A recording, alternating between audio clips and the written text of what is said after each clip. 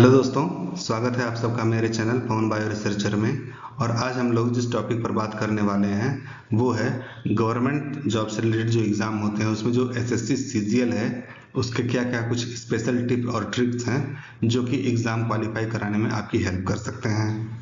Friends, इस video को last तक देखिए बिना फॉरवर्ड किए हुए, बिना स्किप किए हुए, क्योंकि इस वीडियो में कुछ पॉइंट्स ऐसे हैं जो कि आपके एग्ज़ाम को क्लियर करने में आपकी हेल्प करवा सकते हैं। तो इस वीडियो को लास्ट तक पूरा देखें। फ्रेंड्स, इस एसएससी सीजीएल का जो एग्ज़ाम होता है उसके लिए एक चीज़ आपको जानने की बहुत ज़्यादा ज़रूरत होती है कि अगर आप इसमें अच्छा स्कोर करना चाहते हैं तो आपको स्मार्ट वर्क करना होगा, हार्ड वर्क की आपको कोई ज़रूरत नहीं है। दोनों में फ़र्क क्या है? स्मार्ट वर्क्स जो होते हैं कुछ ऐसी स्ट्रेटजीज होती हैं, कुछ ऐसे शॉर्टकट्स होते हैं, कुछ ऐसे टिप्स और ट्रिक्स होते हैं जो कि आपको हमेशा एग्ज़ाम में हेल्प करते हैं। लेकिन जो हार्ड वर्क होता है वो एकदम यूजलेस एफर्ट होता है, फालतू की मेहनत होती है जो जिसका कि आपके एग्ज़ाम से कुछ भी लेना देना नहीं होता है। तो एसएससी एग्ज़ाम को क्वालिफाई करने के लिए आपको एक वेल स्ट्रक्चर्ड स्टडी प्लान की ज़रूरत होती है और इफ़ेक्टिव स्ट्रेटजी की भी ज़रूरत होती है। इसके बारे में हम लोग इस वीडियो में चर्चा करेंगे। आइए शुरू करते हैं। दोस्तों, एसएससी सीजीएल के एग्ज़ाम के लिए जो सबसे चीज़ें कुछ ज़्यादा ही ज़रूरी हैं वो हैं कि सबसे पहले तो आपको एक अर्ली प्रिपरेशन करनी होगी। ऐसा नहीं कि 2 महीने बाद एग्ज़ाम है और आप आज से प्रिपरेशन कर रहे हैं, ऐसा नहीं होना चाहिए। आपको जल्दी से जल्दी जितना हो सके, बल्कि ग्रेजुएशन के टाइम से ही अपना थोड़ा बहुत ध्यान एसएससी सीजीएल के एग्ज़ाम के लिए उसके सिलेबस को, उसके पैटर्न को देखते हुए करना चाहिए। ओके, एग्ज़ाम का पैटर्न आपको समझ में आना चाहिए कि एग्ज़ाम में क्या क्या पूछा जाता है, जिससे कि आप उस हिसाब से अपनी स्टडी कर सकें। फिर आपको एक स्टडी प्लान तैयार करना होगा। ओके, और सिलेबस के बारे में आपको पूरी जानकारी रखनी होगी कि क्या क्या चीज़ें सिलेबस में पूछी जाती हैं। ओके, उसके बाद राइट स्टडी मटेरियल देखना होगा कि जो सही स्टडी मटेरियल है, जिससे कि आपको अननेसेसरी और फॉल्स इंफॉर्मेशन, झूठे कॉन्सेप्ट्स और गलत कॉन्सेप्ट आपके ना बन पाएँ। ओके, टाइम मैनेजमेंट आपको ध्यान में आना चाहिए। आपको मॉक टेस्ट भी देते रहना चाहिए। कुछ प्रीवियस ईयर के जो क्वेश्चन पेपर्स हैं उनको आप सॉल्व करने की कोशिश करिए, मेनली जो प्रीवियस 10 ईयर के क्वेश्चन पेपर्स हैं। और आपकी जो स्ट्रेटजी होनी चाहिए वो सब्जेक्ट वाइज होनी चाहिए। और कुछ शॉर्टकट टेक्निक्स जो कि स्पेशली मैथमेटिक्स में, एडवांस मैथ्स जो होते हैं उनमें काम आते हैं। ओके, लॉजिकल क्वेश्चंस में काम आते हैं। फिर करंट अफेयर्स जो करंटली चल रहा है हमारे कंट्री में, हमारे देश में, हमारे चारों ओर, उसके बारे में जानना चाहिए। और चीज़ों को आपको लगातार रिवाइज करना चाहिए। साथ ही साथ आपको अपने हेल्थ पर भी ध्यान देना होगा, क्योंकि अगर आप अनहेल्दी हैं तो आप कितने भी चैंपियन हो, आप कहीं ना कहीं पीछे रह जाते हैं। पॉजिटिव आपको होना पड़ेगा। ओके, आपको जो एस्से राइटिंग और लेटर राइटिंग के प्रैक्टिस करती रहनी चाहिए। ओके, फिर अगली बात है कि आपको इन्फॉर्म रहना होगा नई नई चीज़ों के बारे में। और टाइम मैनेजमेंट एग्ज़ाम में भी आपको आना चाहिए। और सबसे ज़रूरी चीज़ कि आपको पैनिक नहीं होना है, अपने आप को फोकस रखना है और सबसे बेस्ट रखना है एग्ज़ाम में। ये छोटी छोटी चीज़ें हैं, अगर आप इस पर ध्यान रखें तो आप एसएससी सीजीएल के एग्ज़ाम में एक अच्छा स्कोर कर सकते हैं, अच्छे से उसको क्वालिफाई कर सकते हैं। चलिए हम एक एक करके सारी चीज़ों को ध्यान देते हैं, समझते हैं।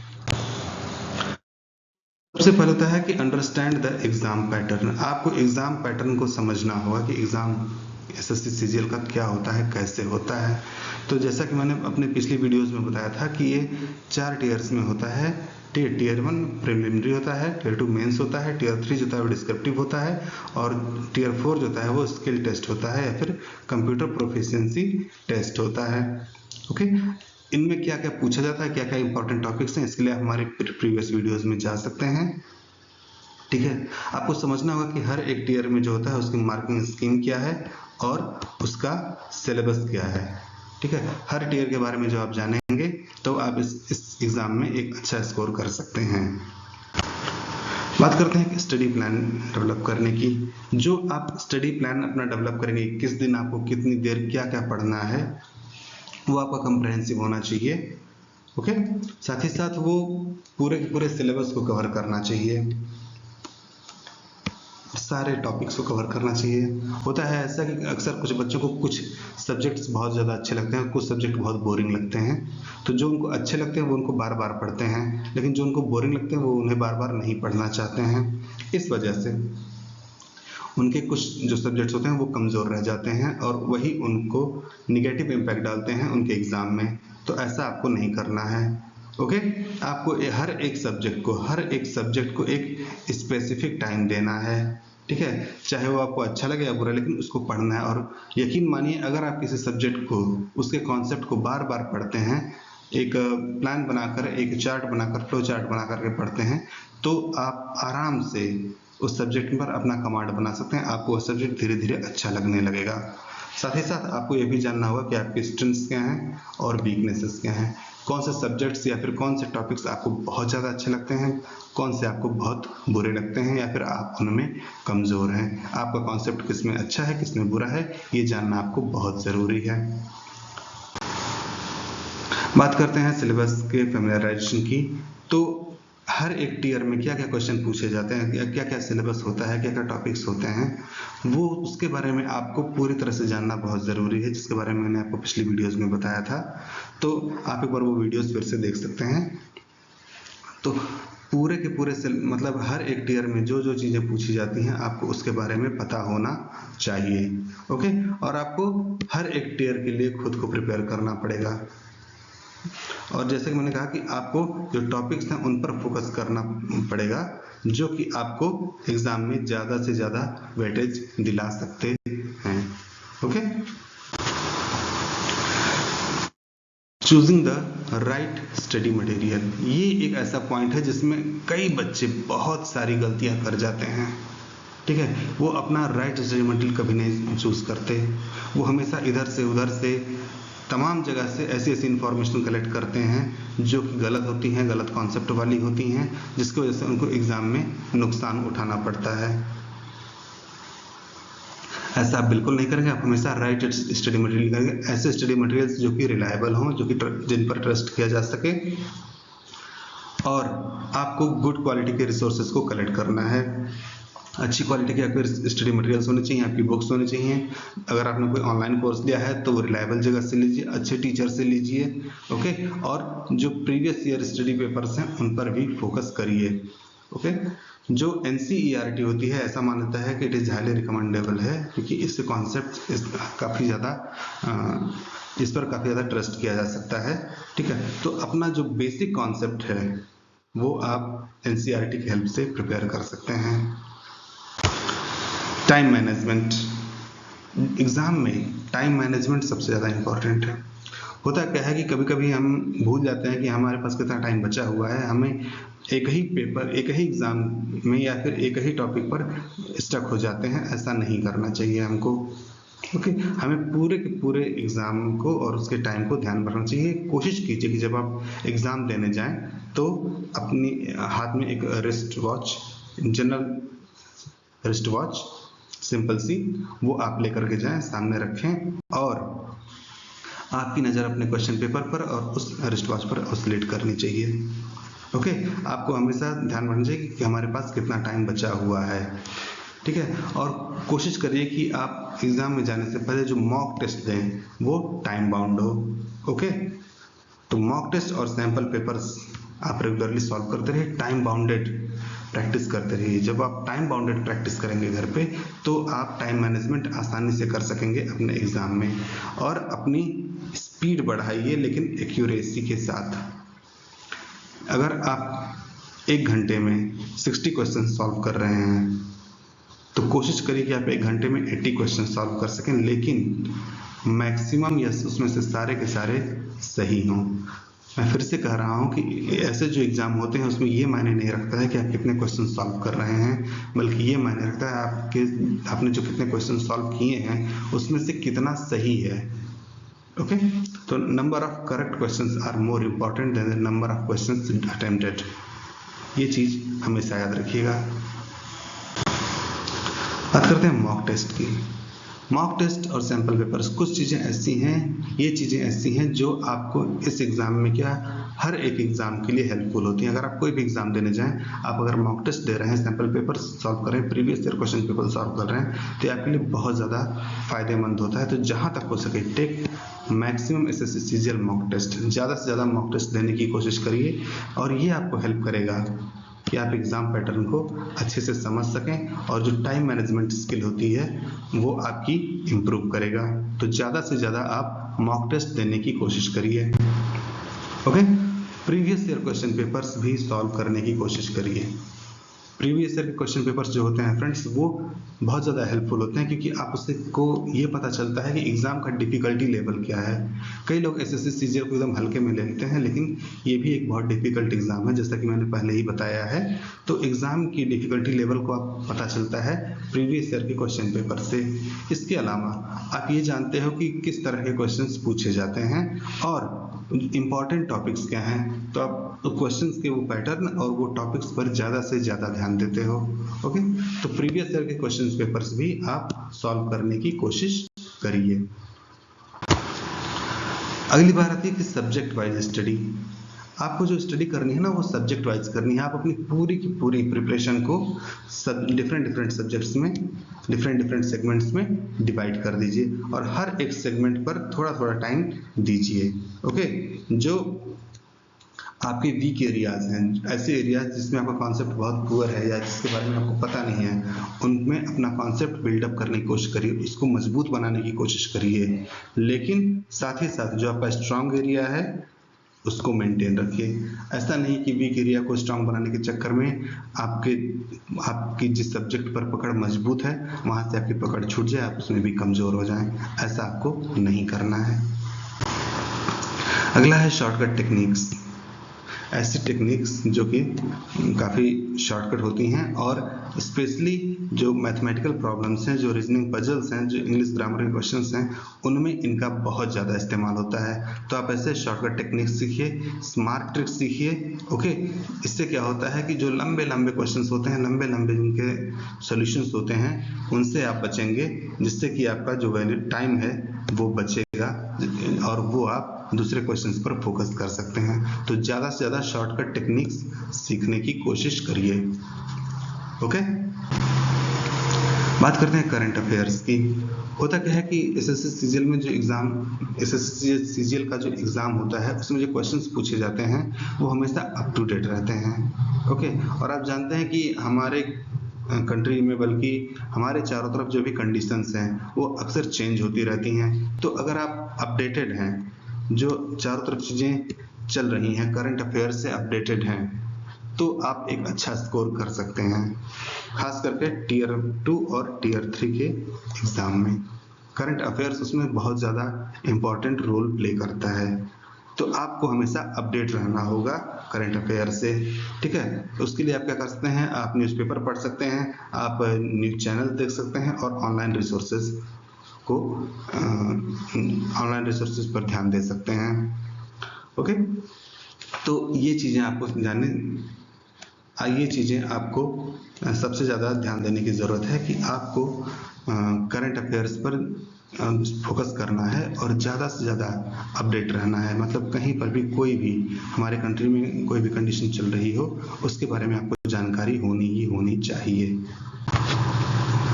अगली चीज़ है रिवीजन। मेहनत तो हम सब लोग करते हैं, लेकिन रिवीजन एक ऐसी चीज़ है जो अक्सर सभी लोग नहीं करते हैं। फ्रेंड्स, अगर आप कोई चीज़ अभी पढ़ रहे हो तो आधे घंटे बाद उस चीज़ का मैक्सिमम हिस्सा, आधा हिस्सा आप भूल जाओगे। लेकिन अगर आधे घंटे बाद रिवाइज कर ले रहे हो तो 24 घंटे तक उस चीज़ को अपने दिमाग में रख सकते हो। 24 घंटे बाद अगर फिर से रिवाइज कर रहे हो तो कुछ दिन बाद अगर आपने फिर से रिवाइज किया तो कुछ महीनों तक, और महीनों के बाद आपने फिर से रिवाइज किया तो कई सालों तक वो चीज़ आपको याद रहती है, आपके दिमाग में रहती है। तो रिवीजन सबसे ज़्यादा ज़रूरी है। ठीक है, तो इसके लिए जो भी चीज़ें आपने सीखी हैं उसको रेगुलरली रिवाइज करते रहिए। शॉर्टकट ट्रिक्स को, ओके, शॉर्टकट टेक्निक्स को, कुछ कॉन्सेप्ट्स को, जो बेसिक चीज़ें होती हैं उनको रिवाइज करते रहिए। और रिवीजन के लिए सबसे बेस्ट है कि आप समरी नोट्स बना लें। ओके, और उन समरी नोट्स के बेसिस पर एक क्विक रिवीजन आप कर सकते हैं एग्जाम से पहले। ओके, इसके अलावा पढ़ाई इंपॉर्टेंट है, लेकिन साथ ही साथ आपका जो हेल्थ है, आपकी जो खान पान की चीज़ें, आपका जो हेल्थ है, आपका जो स्वास्थ्य है, उस पर भी आपको ध्यान देने की सबसे ज़्यादा ज़रूरत है। ठीक है, प्रिपरेशन के दौरान आप इतना अपने पढ़ाई में ना खो जाइए कि आपकी जो बॉडी कंडीशन है वही गड़बड़ होने लगे। क्योंकि आप कितने भी बड़े चैंपियन हो, लेकिन अगर आपकी हेल्थ सही नहीं है, अगर आपकी लाइफस्टाइल सही नहीं है, तो आप कभी भी अच्छा परफॉर्म नहीं कर सकते। तो जहाँ तक हो सके इनफ स्लीप। ऐसा नहीं है कि सिर्फ 2 घंटे या 3 घंटे सो करके आप बहुत ज़्यादा अच्छा स्कोर कर सकते हैं, नहीं। जिस तरह से हर एक बॉडी पार्ट को रेस्ट की ज़रूरत होती है, उसी तरह से हमारे ब्रेन को भी रेस्ट की ज़रूरत होती है। तो आप इनफ स्लीप, जहाँ तक हो सके अपनी स्लीप, अपनी नींद को पूरी कीजिए। उसके अलावा न्यूट्रिशियस फूड खाइए, बहुत ज़्यादा junk food, fast food, oily food मत खाइए। अपनी एनर्जी लेवल को मेंटेन रखिए, प्रिपरेशन के दौरान भी और एग्ज़ाम के दौरान भी। ओके, जहाँ तक हो सके liquid diet, healthy food, fruits, इन सारी चीज़ों को आप कंज्यूम कर सकते हैं, इन सारी चीज़ों को खा सकते हैं अपने हेल्थ को मेंटेन रखने के लिए। इसके अलावा उन लोगों से दूर रहिए जो अक्सर आपको डिमोटिवेट करते हैं। हमेशा पॉजिटिव रहिए, हमेशा मोटिवेटेड रहिए, हमेशा जो डिस्ट्रैक्शंस होते हैं उनको अवॉइड कीजिए। जब भी आप एग्ज़ाम पढ़ाई कर रहे हो सके तो वो सारी चीज़ें, जैसे आपका मोबाइल हो गया, सोशल मीडिया हो गया, इन सब चीज़ों को बंद करके, साइलेंट करके रख दीजिए। मोबाइल अपने से दूर रख दीजिए। जितने भी डिस्ट्रैक्शंस होते हैं उनको अवॉइड करिए, ठीक है। फोकस रहिए। फोकस रहने का मेरा सीधा सा मतलब ये है कि अगर आप 1 घंटे पढ़ाई कर रहे हैं तो हो सके आप 50 मिनट, 50 मिनट्स पढ़ाई कीजिए और 10 मिनट्स का रेस्ट ले लीजिए। 10 मिनट्स का जो रेस्ट होता है, इसमें आप जो चाहें वो कर सकते हैं। अपना मोबाइल चला सकते हैं, ठीक है, थोड़ा टहल सकते हैं, कोई गाने सुन सकते हैं,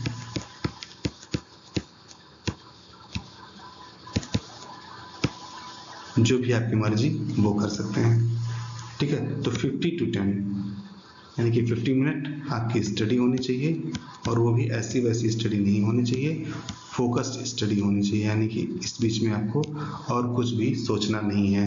50 मिनट्स की फोकस्ड स्टडी होनी चाहिए और 10 मिनट्स आपको रेस्ट लेना है, ठीक है। फिर से 50 मिनट की स्टडी, फिर से 10 मिनट रेस्ट, ऐसा आप 3-4 बार कर सकते हैं। उसके बाद आप एक लंबा गैप ले सकते हैं, आधे घंटे, 1 घंटे का। ओके, बात करते हैं एग्ज़ाम के दौरान टाइम मैनेजमेंट की। अक्सर कई लोग इसी बारे में गड़बड़ी कर जाते हैं कि वो किसी भी एक क्वेश्चन पर, किसी भी एक कॉन्सेप्ट पर अटक जाते हैं और पूरा एग्ज़ाम, लगभग आधा एग्जाम या मैक्सिमम टाइम उसी में बर्बाद कर देते हैं। आपको ऐसा नहीं करना है। आपको ये चीज़ दिमाग में रखनी है कि हमें एक क्वेश्चन पर कितना टाइम देना है और उतना ही टाइम दीजिए, और अगर वो उतने में नहीं आता तो आप आगे अगले क्वेश्चन पर जा सकते हैं। अगले क्वेश्चंस को पढ़िए, उनको सॉल्व करिए, और जब आप अपने उन क्वेश्चंस पर जिन पर कि आप कॉन्फिडेंट हैं, उन क्वेश्चंस को सॉल्व कर लें, तब आप अपने डाउटफुल क्वेश्चंस पर आइए। तो सबसे पहले प्रायोरिटाइज करिए, उनको प्राथमिकता दीजिए, वो क्वेश्चंस जिनके बारे में आप कॉन्फिडेंट हैं। उसके बाद वो क्वेश्चंस जो कि डाउटफुल हैं उनको मार्क करके रखिए और उन पर बाद में आइए। ये बहुत जाना पहचाना लेकिन बहुत ही पॉपुलर फॉर्मूला है एग्जाम में टाइम मैनेजमेंट का। इस चीज़ पर आप हमेशा ध्यान रखिए।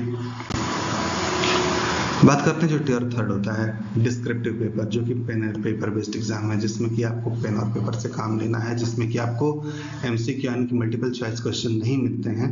इसको आप कैसे क्वालिफाई करेंगे? तो इसका सबसे बढ़िया तरीका है कि आपको रेगुलरली प्रैक्टिस करनी होगी एस्से राइटिंग की। जहाँ तक हो सके ज़्यादा से ज़्यादा निबंध लिखिए, जहाँ तक हो सके ज़्यादा से ज़्यादा लेटर्स लिखिए। ओके, अपनी राइटिंग स्किल्स को इम्प्रूव करिए, ठीक है। और एक क्लियर स्ट्रक्चर बनाइए कि जो भी लेटर होता है, जो भी एस्से होता है, उसकी जो स्ट्रक्चरल बॉडी होती है उसको बनाइए। उससे आप एक अच्छा कॉन्सेप्ट, एक अच्छा फ्रेमवर्क बना पाएंगे, जिससे कि आप एस्से और लेटर को आसानी से लिख सकते हैं। जहाँ तक हो सके ग्रामर का सही इस्तेमाल करिए और पंक्चुएशंस का सही इस्तेमाल करिए। कहाँ पर फुल स्टॉप लगाना है, कहाँ पर कॉमा लगाना है, कहाँ पर सेमीकोलन लगाना है, ये सारी चीज़ें आपको अच्छे से पता होनी चाहिए। ओके, और जैसा कि मैंने कहा, स्टे इन्फॉर्म्ड, ठीक है। जो भी चेंजेस हो रहे हैं उन पर हमेशा एक नज़र रखे रहना चाहिए। जो एसएससी की ऑफिशियल वेबसाइट है उस पर हमेशा नज़र रखिए। एसएससी के जो नोटिफिकेशंस हैं उनको जानिए। अगर कोई अपडेट आ रहा है या फिर एग्जाम पैटर्न में चेंज आ रहा है तो उसके बारे में आपको पता होना चाहिए। शेड्यूल में अगर कोई चेंज आ रहा है तो उसके बारे में भी आपको जानकारी होनी चाहिए। तो आप हमेशा इन्फॉर्म्ड रहिए। तो दोस्तों बात करते हैं कि एग्ज़ाम के दौरान आपको क्या करना है। दोस्तों एग्ज़ाम के दौरान आपको शांत रहना है, पैनिक नहीं होना है और सबसे बड़ी चीज़ है कि अपने आप को पर भरोसा रखना है। होता क्या है कि कई बार इन्हीं दोनों चीज़ों की वजह से बच्चे ने ज़रा सा टफ क्वेश्चंस देखा, तुरंत ही वो पैनिक हो जाते हैं, तुरंत ही वो घबरा जाते हैं कि अब क्या करें, इतना टफ क्वेश्चंस पूछा गया है। नहीं, सबसे पहले तो शांत रहिए और सबसे बड़ी चीज है कि ट्रस्ट योर सेल्फ, अपने आप पर भरोसा रखिए।